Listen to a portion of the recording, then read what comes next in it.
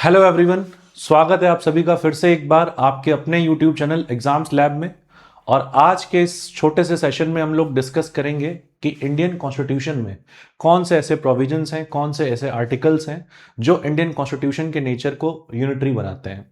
ना कि सिर्फ हम इतना समझेंगे, इसके साथ साथ हम ये भी समझेंगे कि उस समय पर जो कॉन्स्टिट्यूशन मेकर्स थे, संविधान निर्माता थे हमारे, उनका क्या माइंडसेट था और उन्होंने किस विजन के साथ यहाँ पर ऐसे फीचर्स को कॉन्स्टिट्यूशन में जगह दी जिनको आज हम यूनिटरी फीचर्स के नाम से हम जानते हैं। उनका क्या विजन था, उस समय पर कंट्री की क्या कंडीशन थी और कंट्री की एक्चुअली में रिक्वायरमेंट क्या थी, गवर्नेंस मॉडल में क्यों यूनिटरी फीचर्स का होना जरूरी था। इन सभी बातों पे, इन सभी पहलुओं पर आज की क्लास में हम इस चर्चा करेंगे और समझेंगे ओवरऑल इंडियन कॉन्स्टिट्यूशन में यूनिटरी फीचर्स का इंपॉर्टेंस। तो चलिए बिना किसी देरी के स्टार्ट करते हैं हम लोग अपने आज के सेशन को।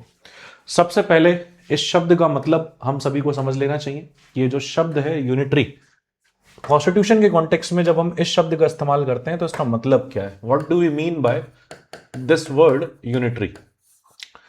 तो कहीं पर भी अगर कॉन्स्टिट्यूशन के कॉन्टेक्स्ट में अगर हम ये वर्ड बोल रहे हैं यूनिटरी, कि वहां का कॉन्स्टिट्यूशन मेनली यूनिटरी स्ट्रक्चर पे बेस्ड है, तो इसका मतलब क्या होता है। तो यूनिटरी वर्ड का मतलब आप हमेशा समझना कॉन्स्टिट्यूशन के कॉन्टेक्स्ट में, इसका मतलब होता है कि अगर गवर्नमेंट है सेंट्रल लेवल पे या स्टेट लेवल पे, या हो सकता है स्टेट लेवल पे ना हो, सिर्फ सेंट्रल लेवल पे हो, तो ओवरऑल यूनिटरी का मतलब ये होता है कि जो कंट्री के गवर्नेंस स्ट्रक्चर है ना, उसमें जो सेंटर है, सेंट्रल गवर्नमेंट है, वो अपने आप में काफी स्ट्रांग है, उसके पास काफी ज्यादा पावर्स हैं।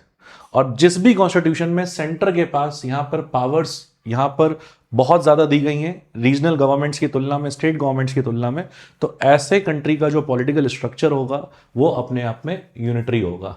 तो यूनिटरी का मतलब सबसे पहले होता है स्ट्रांग सेंटर। अब अगला प्रश्न हमारे सामने ये आता है कि उस समय पर जब हमारा संविधान बन रहा था 1946 से लेकर के, और जब तक संविधान लागू हो नहीं गया 26 जनवरी 1950 यहां पर, उससे पहले तक, इस बीच के दौरान हमारे कंट्री में ऐसी क्या कंडीशंस थी। करेक्ट, हमारे कंट्री की कंडीशंस अगर हम देखें तो पॉलिटिकल कंडीशंस कैसी थी, पॉलिटिकल कंडीशंस के बाद यहाँ की इकोनॉमिक कंडीशन कैसी थी, और उसके साथ साथ यहाँ पर सोशल कंडीशन कैसी थी, और सोशल कंडीशन के साथ साथ यहाँ की कल्चरल कंडीशन को भी यहाँ पे समझना जरूरी है। तो इन सब डायमेंशंस में हमारे कंट्री की क्या कंडीशंस थी, जब तक हम इसको नहीं समझेंगे तब तक हम ये समझ ही नहीं पाएंगे कि इस समय के दौरान संविधान निर्माताओं ने संविधान में ऐसा क्यों किया, ऐसे क्यों फीचर्स डाले कि जानबूझ करके सेंटर को स्ट्रांग रखा। क्योंकि कॉन्स्टिट्यूशन का पर्पस है भाई यहाँ पर जो अपना कंट्री का जो आइडिया है और अपने कंट्री का जो ओवरऑल गोल है उसको फुलफिल करना। तो उस गोल की फुलफिलमेंट के लिए बहुत जरूरी है कि जो हमारा नेशन है, उस नेशन की जो पॉलिटिकल, इकोनॉमिक, सोशल और कल्चरल कॉन्टेक्स्ट है उसको रखा जाए सेंटर में। क्योंकि इसको सेंटर में बिना रखे अगर कॉन्स्टिट्यूशन बनाएंगे तो ऐसा कॉन्स्टिट्यूशन सफल ही नहीं होगा और ऐसा कॉन्स्टिट्यूशन किसी भी काम का भी नहीं होगा। तो पॉइंट ये है कहने का कि अपने कॉन्स्टिट्यूशन में कॉन्स्टिट्यूशन मेकर्स ने यूनिटरी फीचर्स जानबूझ करके डाले, और ये सब डाला गया इस कंट्री के पॉलिटिकल, इकोनॉमिक, सोशल और कल्चरल कॉन्टेक्स्ट को देखते हुए। तो ऐसी क्या परिस्थितियां थी जिसकी वजह से अपन को स्ट्रांग सेंटर चाहिए था। तो देखो एक एक करके समझते हैं। सबसे पहले कि उस समय पे कंडीशन क्या थी। तो कंडीशन की बात अगर करेंगे तो पहली कंडीशन उस समय पे जो अपन को देखने को मिलता है वो है भाई पार्टीशन ऑफ इंडिया। वो है पार्टीशन ऑफ इंडिया। देश का बंटवारा हुआ था, और ना कि सिर्फ देश का बंटवारा हुआ था, यहां पर देश के अंदर भी पूरी तरीके से अलग अलग क्षेत्रों में हिंदू मुस्लिम दंगे फैले हुए थे। और हिंदू मुस्लिम दंगों के साथ साथ यहां पर पाकिस्तान के साथ भी इस दौरान जो वॉर लाइक कंडीशन है वो वॉर लाइक कंडीशन बनी हुई थी। और इस दौरान यहां पर पूरी देश में एक तरीके से एनार्की का माहौल था। करेक्ट। तो इस सब को हैंडल करने के लिए यहां पे बहुत जरूरी था कि जो सेंटर है उस सेंटर को यहां पर पावर ज्यादा अलॉट की जाए, ताकि सबसे पहले इस सिचुएशन को हैंडल किया जा सके। और फिर कॉन्स्टिट्यूशन मेकर्स ने यह भी सोचा कि अगर भविष्य में भी इस तरह की कोई कंडीशन जनरेट होती है जहां पे इंटरनल कॉन्फ्लिक्ट रिलीजन के बेसिस पे या अन्य किसी बेसिस पे अगर इस तरह के पनपता है विभिन्न क्षेत्रों में, तो उन विभिन्न क्षेत्रों में ऐसे सिचुएशन को कंट्रोल करने के लिए जो रीजनल गवर्नमेंट्स हैं, स्टेट गवर्नमेंट है, वो अगर सफिशिएंट नहीं होती है तो फिर ऐसे में सेंटर के पास ये एक्स्ट्रा पावर हो कि वो इन सब कंडीशंस को, इन सब कॉन्फ्लिक्ट को आसानी से कंट्रोल कर सकें।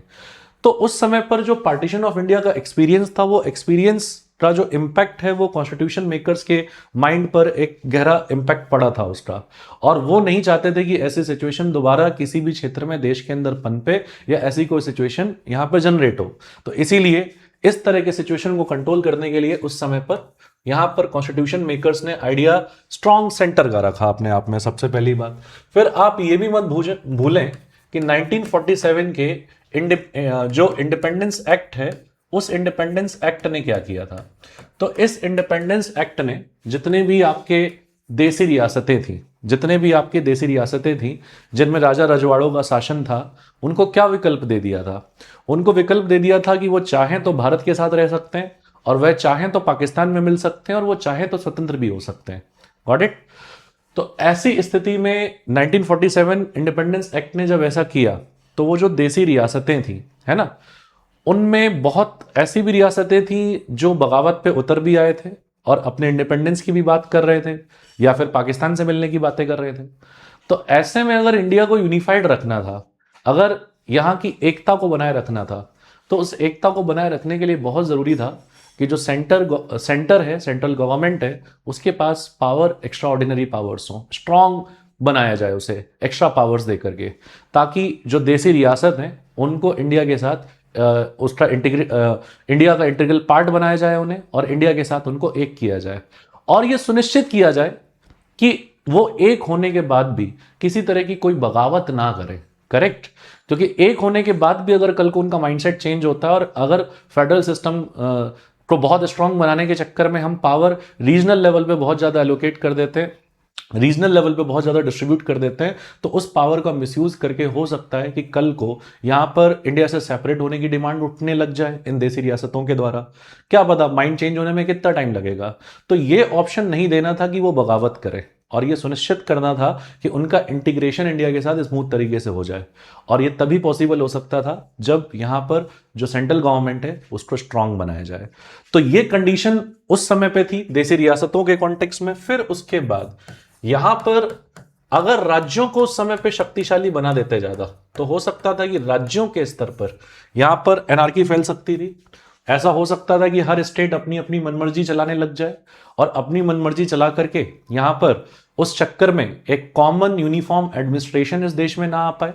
करेक्ट? एक यूनिफॉर्म तरीके से यहां पर जो डिफेंस और फॉरेन अफेयर्स और कम्युनिकेशन, इन सब सब्जेक्ट्स के मामले में जो एक नेशन के लिए बहुत इंपॉर्टेंट होते हैं, अगर स्टेट गवर्नमेंट को यहां पर बहुत ज्यादा ताकत दे दी जाती, तो हो सकता है कि इन डायमेंशंस में यूनिफॉर्मिटी ना आ जाए, और एक तरीके से एडमिनिस्ट्रेटिव एनार्की पूरे देश में फैल जाए, राज्य अपनी अपनी चलाने लग जाए। तो इस तरह के एनार्की को भी अवॉइड करना जरूरी था। फिर उस समय पर हम ये भी देख रहे थे कि जो लैंग्वेज है, उस लैंग्वेज के बेसिस पर भी यहां पर बहुत सारे राज्य डिमांड कर रहे थे अपनी ऑटोनॉमी की।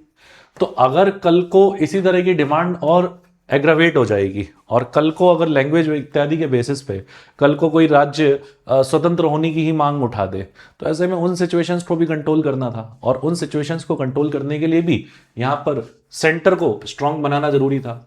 फिर उस समय की आप इकोनॉमिक कंडीशंस को भी ध्यान में लेकर के चल सकते हैं। तो उस समय पे इकोनॉमिक कंडीशंस कैसी थी, भूलिए मत।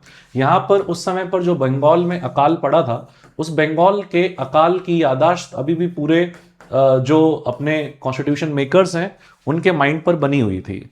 और फिर उस समय पर देश की इकोनॉमिक कंडीशन ऐसी थी कि यहाँ पर कुछ क्षेत्र ही बस यहाँ पर डेवलप्ड थे, या कुछ हद तक डेवलप्ड थे, और बाकी के क्षेत्र जो है वो बहुत ज्यादा पिछड़े हुए थे। तो ऐसे में यहाँ पर कॉन्स्टिट्यूशन मेकर्स ने सोचा कि भाई इस राष्ट्र की प्रॉस्पेरिटी चाहिए हमें। उनके दिमाग में राज्य का आइडिया नहीं था, उनके दिमाग में राष्ट्र का आइडिया था। वह राज्यों के लिए नहीं लड़े थे, वह राष्ट्र निर्माण के लिए लड़े थे। और राष्ट्र निर्माण तभी संभव है जब राष्ट्र के विभिन्न क्षेत्र सशक्त हो सके, ना कि कुछ क्षेत्र सशक्त हो सके। तो ऐसे में बहुत जरूरी था कि जो सशक्त क्षेत्र है आर्थिक रूप से, वहां से आने वाला जो पैसा है उसको सेंटर अपने कंट्रोल में ले, और उस पैसे का यूटिलाइजेशन कुछ इस तरीके से करे कि उसका डिस्ट्रीब्यूशन इतना इफेक्टिव हो कि जो बहुत अत्यधिक पिछड़े हुए क्षेत्र हैं उनको भी आर्थिक प्रगति और आर्थिक उन्नति मिल सके। तो इफेक्टिव मैनर में रेवेन्यू डिस्ट्रीब्यूशन करके जो रीजनल डिस्पैरिटीज हैं, उन रीजनल डिस्पैरिटीज को कम किया जा सके, ये भी कॉन्स्टिट्यूशन मेकर्स के दिमाग में था। तो इसी वजह से इकोनॉमिक डायमेंशंस में भी जो पावर है वो ज्यादा किसको दी गई, यहां पर सेंटर को ज्यादा पावर दी गई, ताकि ओवरऑल नेशन की प्रोस्पेरिटी यहां पे सुनिश्चित की जा सके, ना कि रीजनल प्रोस्पेरिटी यहां पे सुनिश्चित की जा सके। करेक्ट। तो इसलिए यहां पर बहुत ज्यादा महत्व नहीं दिया गया राज्य और उनकी शक्तियों को, और इसलिए केंद्र को यहां पे ताकतवर बनाने की कोशिश की गई। फिर उसके बाद हमें ये भी नहीं भूलना चाहिए कि हमारा कंट्री कितना डाइवर्स है, यहां पे डाइवर्सिटी कितनी ज्यादा है। हाँ, तो डाइवर्सिटी को देखते हुए हमारे कॉन्स्टिट्यूशन मेकर्स के दिमाग में यह था कि diversity should not lead to fragmentation of nation. Diversity should not lead to fragmentation of nation, ये बात भी उनके दिमाग में यहां पर बनी हुई थी। क्योंकि जहां पर विविधता होती है ना बहुत ज्यादा, भाषा के आधार पे, कल्चर के आधार पे, रिलीजन के आधार पे, जहां पर इन सब बेसिस पर बहुत ज्यादा डाइवर्सिटी होती है, वहां पर ऐसे क्षेत्रों में हमें यह भी देखने को मिलता है कि इन सब चीजों के नाम पे लड़ाइयां भी बहुत होती हैं, कॉन्फ्लिक्ट्स भी बहुत होती हैं। तो हमें फ्रेगमेंटेशन नहीं चाहिए था, हमें डिसइंटीग्रेशन नहीं चाहिए था, हमें चाहिए थी भाई कि हमारा नेशन यूनिफाइड रहे, इसमें एक तरीके की यूनिटी बनी रहे, इसके स्ट्रक्चर में यूनिटी बनी रहे। और स्ट्रक्चर में यूनिटी बनाए रखने के लिए यहां पर बहुत जरूरी था कि पावर ज्यादा किसके पास हो, सेंटर के पास पावर हो। क्योंकि अगर स्टेट को ज्यादा पावर दे दोगे तो स्टेट अपने अपने regional culture, regional language, regional उसको लेकर के इतना एक्सट्रीम प्राइड महसूस करेगा कि ऐसे में फिर राज्य आपस में कॉन्फ्लिक्ट में आ सकते हैं इस चक्कर में।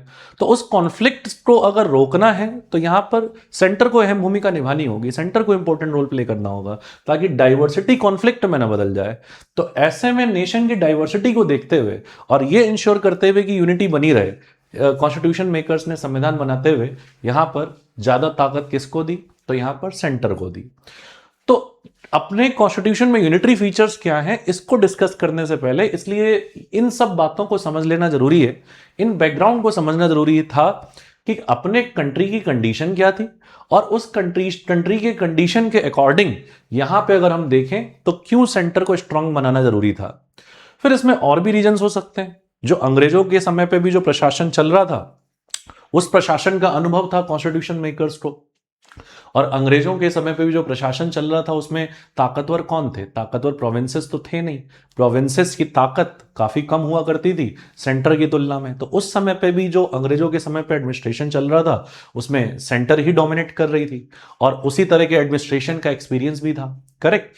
तो इस चीज के लिए भी यहां पर इसका भी इंपैक्ट पड़ा संविधान बनाने के ऊपर, और इस वजह से भी यहां पर यूनिटरी फीचर्स अपने संविधान में अपन को देखने को मिल जाते हैं।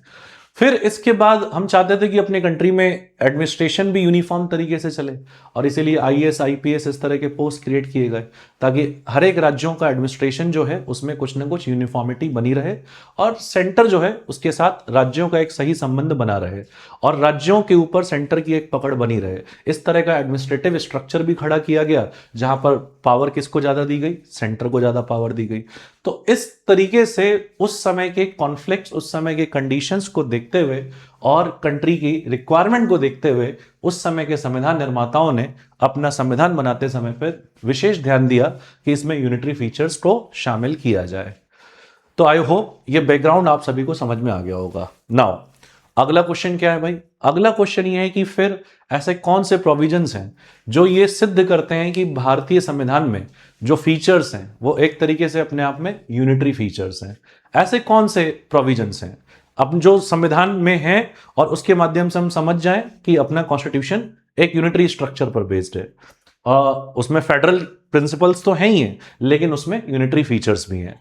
तो देखते हैं ऐसे कौन से फीचर्स हैं। तो जैसे सबसे पहले अगर आप देखोगे तो अपने कॉन्स्टिट्यूशन ने ही किसको स्ट्रांग बनाया है, अपने कॉन्स्टिट्यूशन ने सेंटर को स्ट्रांग बनाया है। कैसे सिद्ध कर सकते हैं इस बात को, इस बात को ऐसे सिद्ध कर सकते हैं कि जो अपना 7th शेड्यूल है उसमें 3 तरीके की लिस्ट है कि नहीं है। कौन से 3 तरह की लिस्ट है, एक तरह की लिस्ट है यूनियन लिस्ट, दूसरे तरह की लिस्ट कौन सी है भाई, दूसरे तरह की लिस्ट है अपनी कॉन्करेंट लिस्ट, और कॉन्करेंट लिस्ट के बाद तीसरे तरह की लिस्ट कौन सी है, तो तीसरे तरह की लिस्ट है अपनी स्टेट लिस्ट। अगर आप देखोगे नंबर ऑफ सब्जेक्ट्स, तो नंबर ऑफ सब्जेक्ट्स के मामले में ज्यादातर सब्जेक्ट्स के ऊपर कानून बनाने का पावर किसको है, सेंटर को है। क्योंकि ज्यादातर सब्जेक्ट्स, अराउंड 100 सब्जेक्ट्स पे कानून कौन बना सकता है? तो यहां पर यूनियन कानून बना सकता है, सेंटर कानून बना सकता है, जबकि स्टेट लिस्ट में सब्जेक्ट्स की तुलना कम है, कॉन्करेंट लिस्ट में सब्जेक्ट्स की तुलना कम है। तो इसका मतलब number of subjects, number of मामलों के ऊपर कानून बनाने की ज्यादा अथॉरिटी, ज्यादा पावर किसके पास है? यहां पर सेंटर के पास है, यूनियन लिस्ट में, क्योंकि ज्यादा सब्जेक्ट्स मेंशन्ड है। तो इसी वजह से ये इंडिकेट करता है कि अपने यहाँ पे गवर्नमेंट कैसा है? स्ट्रॉन्ग सेंट्रल गवर्नमेंट है। और जहां पे स्ट्रॉन्ग सेंट्रल गवर्नमेंट है तो वहां पे क्या मतलब, वहां पे जो स्ट्रक्चर है वो स्ट्रक्चर अपने आप में यूनिटरी होगा। फिर इतना ही नहीं, जो चौथी तरह की लिस्ट होती है, जिसको आप लोग किस नाम से जानते हो? जिसको आप लोग रेसिड्यूरी लिस्ट के नाम से जानते हो। क्या होता है रेसिड्यूरी लिस्ट? तो उस समय पर जो संविधान निर्माता थे उन्होंने इस बात की कल्पना कर ली थी कि भविष्य में ऐसे नए क्षेत्र आएंगे, नए मुद्दे आएंगे जो जिनसे अभी हम परिचित नहीं है, जैसे इंटरनेट, जैसे साइबर क्राइम, जैसे आर्टिफिशियल इंटेलिजेंस।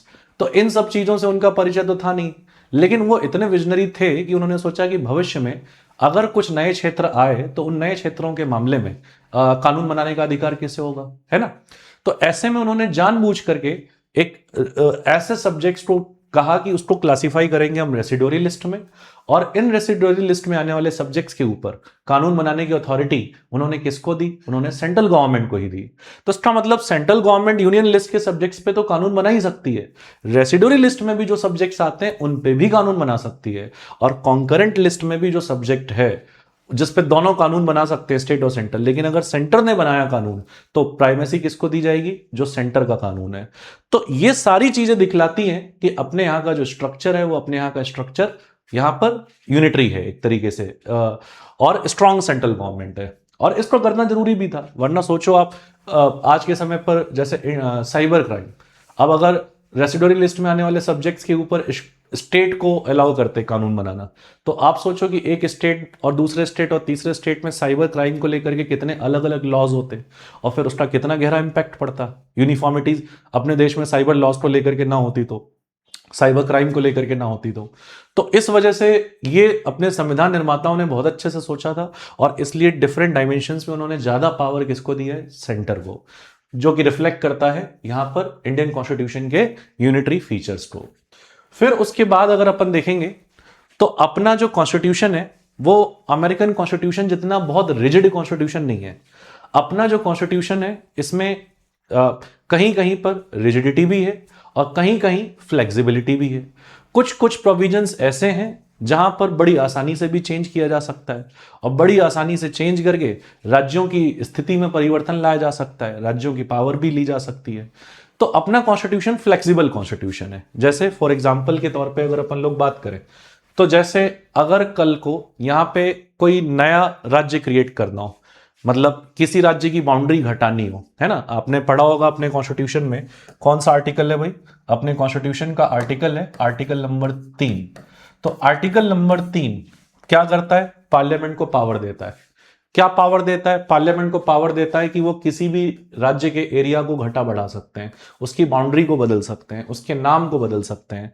और ये सब वो कैसे कर सकते हैं? ये सब वो कर सकते हैं पार्लियामेंट में अमेंडमेंट करके। और अमेंडमेंट के लिए प्रोसेस कौन सा चाहिए? अमेंडमेंट के लिए प्रोसेस चाहिए सिर्फ और सिर्फ बाय सिंपल मेजॉरिटी।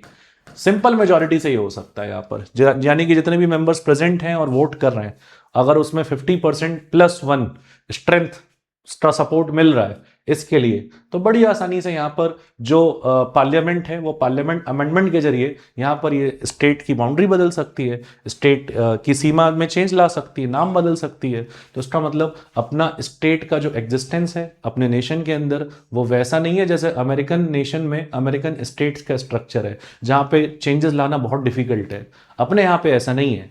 अपने यहाँ पे साफ साफ कह दिया गया है अपने संविधान में कि हम एक किस तरह के नेशन है। हम एक ऐसे नेशन है जहां पर यूनियन के तौर पे हम इनडिस्ट्रक्टिबल है, लेकिन इस यूनियन के अंदर आने वाले स्टेट्स अपने आप में डिस्ट्रक्टिबल है। India is indestructible union with destructible states. States में किसी भी तरीके से बदलाव ला सकते हैं, पर यूनियन में कोई चेंज नहीं ला सकता, डेट इज इंडिस्ट्रक्टिबल। तो ऐसे में आप देख ही रहे हो कि फिर स्टेट की पावर अपने आप में कितनी है। अगर कॉन्स्टिट्यूशन इतना पावर दे रहा है पार्लियामेंट को, तो कि वो कभी भी दो स्टेट को मिला सकते हैं, उसकी सीमा चेंज कर सकते हैं, तो फिर सोच लो आप स्टेट के पास कितनी पावर है और सेंटर अपने आप में कितना पावरफुल है। तो ये किस बात को रिफ्लेक्ट करता है? ये कंट्री के अपने यूनिटरी फीचर को रिफ्लेक्ट करता है, ये कॉन्स्टिट्यूशन के यूनिटरी फीचर को रिफ्लेक्ट करता है। और फिर अपने कंट्री के केस में आप ये भी देखोगे कि अपने यहां पर कॉन्स्टिट्यूशन कैसा है, तो अपने यहां पे कॉन्स्टिट्यूशन सिंगल कॉन्स्टिट्यूशन है, और ना कि सिंगल कॉन्स्टिट्यूशन है, इसके साथ साथ मैं कहूंगा एक और यूनिटरी फीचर जो बड़ा स्ट्रांग फीचर है इंडिया का, वो है सिंगल सिटीजनशिप भी आपको यहां पे देखने को मिलेगी। यहां पर कॉन्स्टिट्यूशन भी सिंगल है, यहां पर सिटीजनशिप का कंसेप्ट भी सिंगल है। लेकिन अगर आप यूएसए जैसे देशों से तुलना करोगे तो वहां पर कॉन्स्टिट्यूशन भी एक तो नेशन का, कंट्री का अपना अलग कॉन्स्टिट्यूशन है, और वहां पे अलग अलग राज्यों का अलग अलग कॉन्स्टिट्यूशन है ना। तो वहां पे डबल कॉन्स्टिट्यूशन है, मतलब नेशन का भी और राज्यों का भी। फिर वहां पे सिटीजनशिप भी ड्यूअल है, वहां पे आप नेशन की भी नागरिकता ले सकते हो और स्टेट के भी नागरिक हो सकते हो।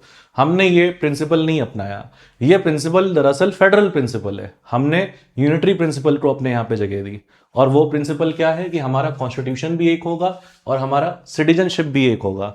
राज्यों के अपने अलग अलग कॉन्स्टिट्यूशन नहीं होंगे अब हमारे यहाँ पर। इसका क्या कारण है? तो देखो, इसका कारण है नेशन के फॉर्मेशन में।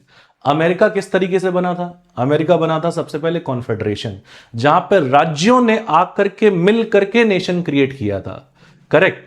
लेकिन हमारे नेशन को राज्यों ने मिल करके नहीं बनाया, हमारा नेशन पहले था और नेशन के पास नेशन ने राज्यों को बनाया है। तो इसका मतलब यह है कि अगर नेशन ने खुद राज्यों को क्रिएट किया है तो फिर ऐसे में उन राज्यों को किसके हिसाब से चलना पड़ेगा? फिर बहुत हद तक नेशन के हिसाब से। लेकिन जहां पर राज्यों ने मिलकर के नेशन को बनाया है तो वहां पे नेशन का तो अलग कॉन्स्टिट्यूशन होगा, लेकिन राज्य अपनी पावर बचाने के लिए अपना एक अलग कॉन्स्टिट्यूशन डेफिनेटली चलाएंगे। तो वहां पर अगर फेडरल स्ट्रक्चर होगा तो वहां पर राज्यों की पावर को प्रोटेक्ट करने के लिए ऑटोमेटिकली वहां पर आपका दो कॉन्स्टिट्यूशन लगेगा, एक नेशन का कॉन्स्टिट्यूशन, एक राज्यों का अपना कॉन्स्टिट्यूशन, क्योंकि वहां पर राज्यों ने मिलकर के यूनियन को क्रिएट किया है। लेकिन हमारे यहां पर यूनियन ने स्टेट्स क्रिएट किए हैं और states are here destructible, right. तो इसी वजह से स्टेट्स का अपना यहां पे कोई कॉन्स्टिट्यूशन नहीं हो सकता, यहां पर कॉन्स्टिट्यूशन सिंगल होगा और वो सब पे अप्लाई होगा। और ये अपने आप में कैसा फीचर है? ये अपने आप में एक तरह का यूनिटरी फीचर है अपने कॉन्स्टिट्यूशन का। फिर हमने सिंगल सिटीजनशिप का भी कॉन्सेप्ट रखा, ये भी यूनिटरी फीचर का एक इंपॉर्टेंट पहलू है। क्योंकि देखो, संविधान निर्माता जानते थे कि अभी भी लोगों के अंदर जो वो राष्ट्रवाद की भावना है ना, नेशन की भावना है ना, वो इतनी स्ट्रांग नहीं है। क्षेत्रीय भावना की तुलना में, जातीय भावना की तुलना में, भाषा के भाव की तुलना में, ये सारी भावनाओं अभी भी जनता के बीच में बहुत स्ट्रांग इनहेरिटेड है, और जो नेशन की इस भावना के ऊपर कभी भी भारी पड़ सकती है। तो ऐसे में वो वैसे ही अपनी पहचान जोड़ते हैं, किससे? अपने क्षेत्र से, अपनी जाति से, अपनी भाषा से। तो ऐसे में अगर राज्य की नागरिकता भी उनको प्राप्त करने का अधिकार दे दिया जाए तो वो अपने आप को राज्य का नागरिक के तौर पे ऊपर देखेंगे और राष्ट्र के नागरिक के तौर पे नीचे देखेंगे, और इस तरीके से विभिन्न पहचानें इस देश के अंदर बन जाएंगी जो आपस में कॉन्फ्लिक्ट की कंडीशन पैदा कर सकती है। तो संविधान निर्माताओं ने कहा हटाओ इस कंडीशन को भी, इस देश में विभिन्न पहचान नहीं होनी चाहिए, ना तो जाति के आधार पर पहचान होनी चाहिए, ना भाषा के आधार पर पहचान होनी चाहिए, ना क्षेत्र के आधार पर पहचान होनी चाहिए, इसलिए ना ये पहचान होनी चाहिए कि आप किसी राज्य के नागरिक हैं। नहीं, आप सिर्फ और सिर्फ क्या कह सकते हैं अपने आप को पहचान के तौर पे? आप भारतीय हैं, आप नागरिक हो सकते हैं सिर्फ और सिर्फ किसके? भारत के। तो सबको एक कॉमन पहचान में पिरोया जा सके और सबकी एक कॉमन आइडेंटिफिकेशन सुनिश्चित की जा सके, इसके लिए ड्यूअल सिटीजनशिप जरूरी नहीं था। इसके लिए क्या जरूरी था? इसके लिए जरूरी था कि अपने देश में सिंगल सिटीजनशिप का कॉन्सेप्ट चले, और इसीलिए अपने देश में सिंगल कॉन्स्टिट्यूशन है, सिंगल सिटीजनशिप है, और ये अपने आप में क्या है? ये अपने आप में एक बहुत स्ट्रांग यूनिटरी फीचर को रिफ्लेक्ट करता है यहां पर। फिर उसके बाद देखोगे कि यहां पर सेंटर के पास और किस तरीके से पावर ज्यादा है। तो जैसे कहीं पे भी किसी भी स्टेट में अराजकता फैले, एनार्की फैले, और अगर वहां की स्टेट गवर्नमेंट कंट्रोल कर पाने में उसे फेल रही, तो यहां पर तुरंत सेंटर के पास ये पावर है कि उन क्षेत्रों में वो क्या लगा सके? इमरजेंसी लगा सके, स्टेट इमरजेंसी लगा सके, करेक्ट। और स्टेट इमरजेंसी लगा करके यहाँ पर अब उस स्टेट को चलाने का काम प्रेसिडेंट करेंगे जो सेंटर के अंतर्गत आते हैं, प्रेसिडेंट रूल लग जाएगा वहां पर फिर।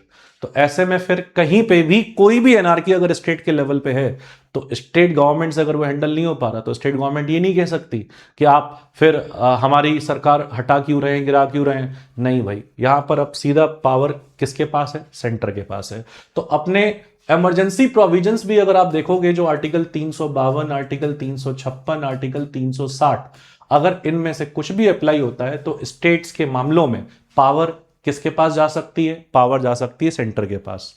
और इन्हें लगाने के लिए कोई अमेंडमेंट भी नहीं करना पड़ेगा। बिना किसी अमेंडमेंट के इनके प्रोविजंस अप्लाई करके स्टेट की पावर सस्पेंड हो सकती है और वो पावर का एक्सरसाइज कौन कर सकता है? सेंटर कर सकता है। तो अपने कॉन्स्टिट्यूशन के जो इमरजेंसी प्रोविजंस हैं वो भी यही रिफ्लेक्ट करते हैं कि किस प्रकार से अपना जो कंट्री है इसका स्ट्रक्चर अपने आप में यूनिटरी है।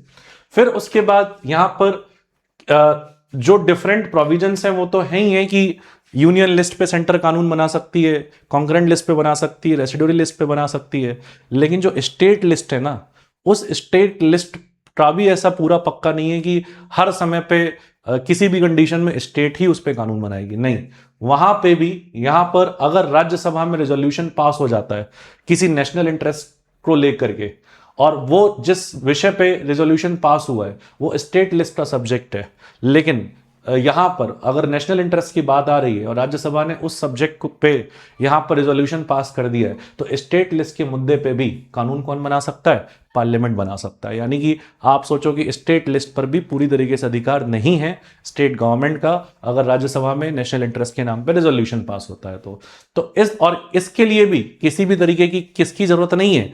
अमेंडमेंट की जरूरत नहीं है यहां पर।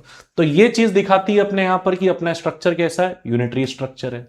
फिर स्टेट अगर कोई बिल पास करने की कोशिश कर रहा है तो ऐसा नहीं है कि उसमें भी सेंटर हस्तक्षेप नहीं कर सकता। अगर कोई स्टेट का बिल यहां पे कंट्रोवर्शियल लग रहा है गवर्नर को, एक्चुअली अपॉइंटमेंट ऑफ गवर्नर भी अपने आप में यूनिटरी फीचर है। सेंटर जो गवर्नर को अपॉइंट करती है तो वो गवर्नर सेंटर का एक तरीके से आंख कान ही होता है कि नजर बना के रखो स्टेट में कहीं कुछ गड़बड़ ना हो, और अगर कुछ गड़बड़ हो तो तुरंत मेरे को रिपोर्ट करो, है ना। तो इमरजेंसी लग सकता है फिर ऐसे में उसी गवर्नर की सलाह पर। और दूसरा अगर आप देखोगे तो स्टेट अपने लेजिस्लेटिव असेंबली से भी अगर कोई बिल पास कर रहा है और अगर गवर्नर को लगता है कि नहीं ये तो गलत है, थोड़ा सा ये नेशनल इंटरेस्ट के साथ गलत हो सकता है यहां पर, तो ऐसे में गवर्नर के पास पूरा का पूरा पावर है कि वो उसको रिजर्व करके पहले प्रेसिडेंट के पास भेजे, प्रेसिडेंट उसको रिकंसिडर करे, और प्रेसिडेंट के पास ये पूरा पूरा पावर है कि उसको वो लौटा दे, एक बार नहीं दूसरी बार भी यहां पर उसको पूरी तरीके से लौटा दे, या फिर उस बिल को लेकर के प्रेसिडेंट एब्सोल्यूट वीटो कर दे और उस बिल को पास ही ना होने दे। यानी कि स्टेट लेजिस्लेटिव असेंबली में भी किसी बिल को ला करके नियम कायदे कानून या ये सब कोई नया प्रोविजन इंप्लीमेंट करने की जो पावर है वो स्टेट गवर्नमेंट के पास है, लेकिन उस पावर पे भी एक तरीके से पकड़ है सेंट्रल गवर्नमेंट की यहां पर, क्योंकि इस तरह की वीटो पावर प्रेसिडेंट को मिली हुई है और गवर्नर है वहां पर जो इस तरह की चीजों को रोक सके। तो ये भी आपका इस तरह के प्रोविजन भी अपने यूनिटरी फीचर्स को रिफ्लेक्ट करते हैं अपने कंट्री के। फिर उसके बाद यहां पर अपने यहां पे जुडिशरी भी देखोगे तो अपने यहां की जुडिशरी भी कैसी है भाई? अपने यहां की जुडिशरी भी इंटीग्रेटेड है। तो अपने यहां की जुडिशरी भी कैसी है भाई? अपने यहां की जुडिशरी भी इंटीग्रेटेड है। इंटीग्रेटेड जुडिशरी का मतलब ऐसा नहीं है कि स्टेट के लेवल पे जो जुडिशरी है उसी पे सारी बात खत्म हो जाएगी, नहीं। अपने यहां पर स्टेट के लेवल पे अगर हाई कोर्ट है, स्टेट के लेवल पे हाई कोर्ट है तो उसके फैसले को चैलेंज किया जा सकता है कहां पर? सुप्रीम कोर्ट में चैलेंज किया जा सकता है ना। डिस्ट्रिक्ट कोर्ट के फैसले को हाई कोर्ट में, हाई कोर्ट के सुप्रीम कोर्ट में, और जो सुप्रीम कोर्ट कहेगा वो किसी भी राज्य में कोई भी हाई कोर्ट है सबको मानना पड़ेगा। तो यहां पर सेंट्रल लेवल पे आप देखोगे कि पूरा जुडिशरी स्ट्रक्चर अपने आप में इंटीग्रेटेड है, और चलती किसकी है? जो सेंटर लेवल पे सुप्रीम कोर्ट है उसी के आदेशों का पालन सबको करना पड़ता है। तो जो इंटीग्रेटेड जुडिशरी है अपनी कंट्री में, ये भी अपने आप में एक तरह का कैसा फीचर है? ये भी अपने आप में एक तरह का यूनिटरी फीचर को रिफ्लेक्ट करता है अपने आप में। Got it? तो इंटीग्रेटेड जुडिशरी एक पॉइंट हो गया अपना। फिर उसके बाद अगर आप देखोगे यहां पर ऑल इंडिया सर्विसेज को, तो ऑल इंडिया सर्विसेज के तौर पे जो आईएएस आईपीएस की रिक्रूटमेंट होती है यहाँ पर ऑल इंडिया सर्विसेज के तौर पे। जो आईएएस आईपीएस की रिक्रूटमेंट होती है वो जाते कहाँ है काम करने, राज्यों में, लेकिन उनका रिक्रूटमेंट वगैरह कौन करता है, सेंटर। और ऐसे में वो बकायदा यहाँ पर राज्य और सेंटर के बीच में कोऑर्डिनेशन बन सके एडमिनिस्ट्रेटिव के लेवल पे, उसके लिए काम करते हैं। और ऐसे में ये गाइडेंस किसको फॉलो करते हैं, ये गाइडेंस भी आपका सेंटर के अकॉर्डिंग ही चलते हैं और उसी को फॉलो करते हैं। तो इस मामले में भी दिखता है हमें कि पावरफुल कौन है, तो सेंटर है। तो ओवरऑल अगर आप देखो इस सेशन का कंक्लूजन, तो जैसे ऑल इंडिया सर्विसेज हो गई, इंटीग्रेटेड जुडिशरी हो गई, फिर veto powers over state bills का प्रोविजन हो गया, फिर इमरजेंसी प्रोविजंस को देख लोगे आप, फिर पार्लियामेंट की पावर स्टेट लिस्ट के कॉन्टेक्स्ट में देखो, सिंगल कॉन्स्टिट्यूशन और सिंगल सिटीजनशिप का फीचर देखो, और फिर स्टेट की बाउंड्री वगैरह किस तरीके से चेंज की जा सकता है, इसको मर्ज करके या फिर इसको बाउंड्री को चेंज करके या इसका नाम चेंज करके, ये प्रोविजन देखो आप। कॉन्स्टिट्यूशन में अमेंडमेंट फीचर्स देखो अगर आप स्टेट को लेकर के, और उसके बाद यहाँ पर डिफरेंट जो सब्जेक्ट्स हैं उन पे कानून बनाने की पावर देखो आप। ये सारी चीजें रिफ्लेक्ट करती है क्या, ये सारी चीजें रिफ्लेक्ट करती है कि कॉन्स्टिट्यूशन मेकर्स ने जानबूझ करके किसको स्ट्रांग बनाया है अपने पॉलिटिकल स्ट्रक्चर में, कॉन्स्टिट्यूशन में, तो सेंटर को स्ट्रांग बनाया है। और ये सारे फीचर्स रिफ्लेक्ट करते हैं इंडियन कॉन्स्टिट्यूशन के कौन से फीचर्स को, यूनिटरी फीचर्स को। Got it? So I hope you guys all understand कि why India have adopted unitary features in its constitution, what is the rationality behind it, what was going in the mind of constitution makers when they were making the constitution, why they included unitary features in the Indian constitution. I hope you guys get all the answers regarding this topic और आप सभी को एकदम clearly समझ में आ गया होगा unitary features of Indian constitution. तो अगर आपको सेशन अच्छा लगा तो आप इसको लाइक करें, शेयर करें, सब्सक्राइब करें और अपना फीडबैक अपने हमारे कमेंट बॉक्स में आप जरूर पहुंचाएं। तो इस तरीके से जो हमारी इंडियन पॉलिटी की सीरीज चल रही है वो कंटिन्यूस चलती रहेगी और इस तरह के इंपॉर्टेंट टॉपिक्स में आप तक लाइन से लगातार पहुंचा रहा हूं। और लेक्चर के फॉर्मेट में पूरी प्लेलिस्ट भी आप जाके चेक करिए इंडियन पॉलिटी को लेकर के। कॉन्सेप्चुअल अंडरस्टैंडिंग अगर आपको चाहिए, इन डिटेल अंडरस्टैंडिंग चाहिए, तो आप जाकर के उन लेक्चर्स को फॉलो कर सकते हैं। सो आज के लिए इतना ही। That's all everyone, thank you very much.